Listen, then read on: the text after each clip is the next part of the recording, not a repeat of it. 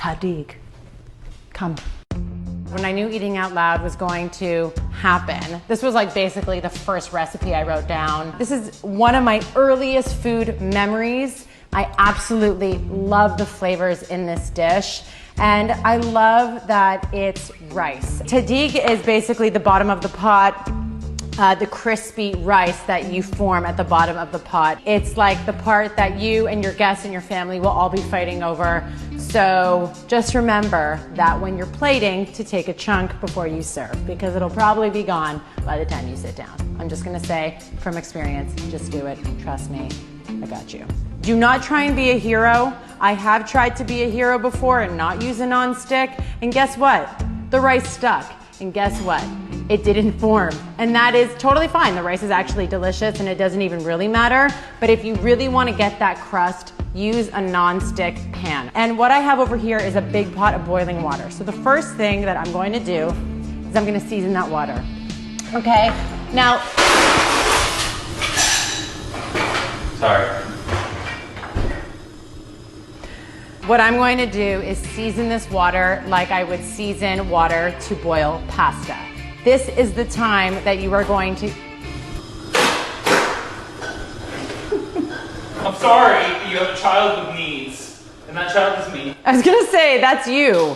Yes, I want some bubbly water. Only Ido's like, I need my bubbly water all day, every day. You know, it's bubbly water o'clock right It's now. bubbly water. Don't mind if I do. Anyways, get a big pot of water boiling, season it with salt very well, okay? This recipe calls for 2 tablespoons of kosher salt. 2 tablespoons of what? Goodbye. See you, bye. Toodles. Anyways, season this very well. I said 2 tablespoons of kosher salt. This is your only chance to season the rice. Any cookbook will tell you season to your liking or actually give you a measurement. Still taste as you go. Perfect. Perfect amount of salt. Salty, which I like. I absolutely love basmati rice. It's one of my favorite rice. Super nutty. Oh shit. Ido. God, he like makes noise from even the other side of the house. Ido! What you do when you rinse rice is you're rinsing off some starch so that when it cooks, it has a better chance of actually cooking in individual grains rather than clumping up. I'm going to put 2 cups of basmati rice. I will. Ido! I am so mad at you! 2 cups of basmati rice. Such a shit. Okay, so this is what I'm doing because I'm being lazy. So you can just put the rice right into a bowl and move it around, like shake it up. You know when you rinse rice and the water gets really cloudy? You want to do it until the water becomes clear. Lazy mommy cooking. I probably should have done this in a bowl to show you guys, but whatever. I'm not wearing any makeup today. Oopsies. It's because I'm shooting Top Chef Canada right now, and like every day I just wear so much makeup. So when I'm at home, I wear nothing.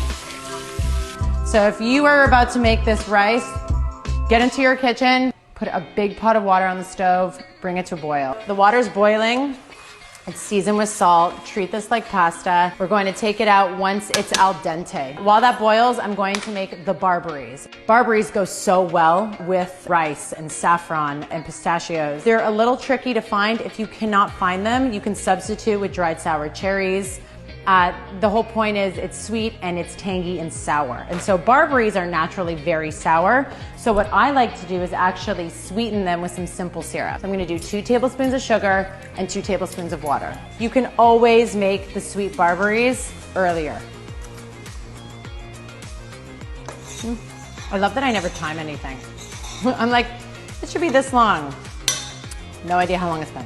But you can taste, you can just feel, you know? You just have to be on top of it and you're fine. You don't have to actually, no, set an alarm. Isn't that beautiful? Just mix it into the simple syrup and just let the syrup kind of rehydrate these a bit and soak in. I'm gonna actually strain the rice now. Don't you love the smell of rice? And then what you want to do is you can just want to leave it on the side here. Now they're sweet and tart. Okay, so now what we want to do is we want to handle that saffron. This is an incredibly big container of saffron. The thing that's amazing about saffron is a little goes a long way. So this has lasted me a very long time. I have a teaspoon of saffron. You can use less if you want. Saffron, warm water. Isn't that just beyond?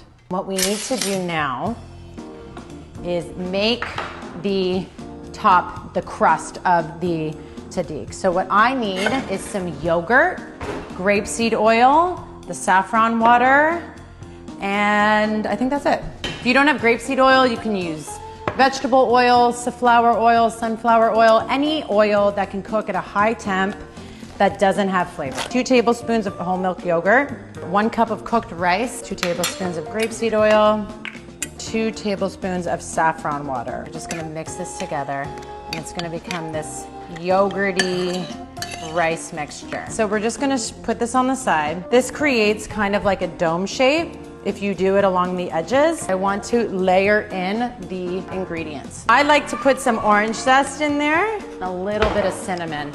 So just do a sprinkling of barberries. And this is right now just all about these really nice layers, okay? Again, we're gonna put a little bit more of the rice, put a little bit more orange zest. Everyone that comes and eats it is like so blown away. A little bit more cinnamon. I'm going to add 1 stick of unsalted butter. Yes, I said 1 stick. Rice and butter, like this. Cut up this butter however you want. Look at this water. It's going to bring such a beautiful, floral, aromatic flavor to this dish and color. And I'm just gonna turn the stove on. Here's the trick. Wrap your lid in a towel like so. Doesn't need to be too perfect. Just make sure you wrap it up so that obviously it doesn't go near the flame. Be a little aggressive with it. Yeah. And then oh shit. Don't use a towel you like, because this saffron will definitely dye this towel. I didn't do it. I'm doing it. Medium-low heat, 25 to 30 minutes. Go on the lower side, and then when the time is done, if you need to crank up the heat just a little bit to get it just a little bit darker, that's how I would approach it. The saffron's super floral.